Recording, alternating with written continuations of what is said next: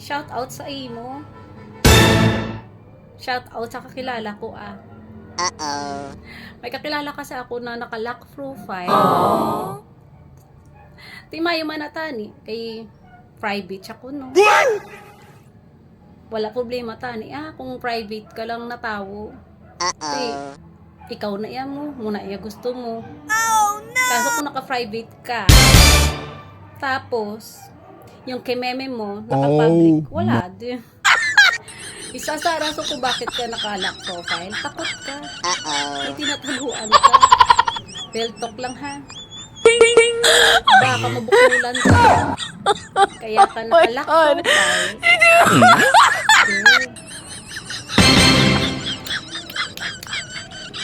Not good. Masyado pero naka-public naman yung kanina mo. Mag-private ka in your sa katahimikan mo.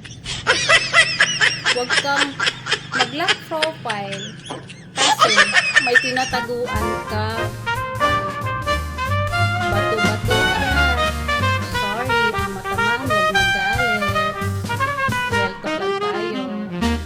Kaya mas okay pa din talaga naka-public. Kasi wala kang tinatago. Kaysa sa mga naka-lock profile dyan, I smell fish. Uh-oh. Hindi naman basta-basta mag-lock profile yan, kalukuhan na lang.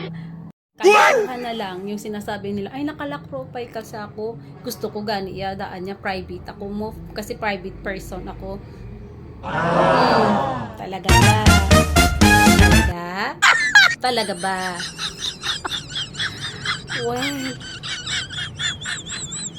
hindi lahat ng tao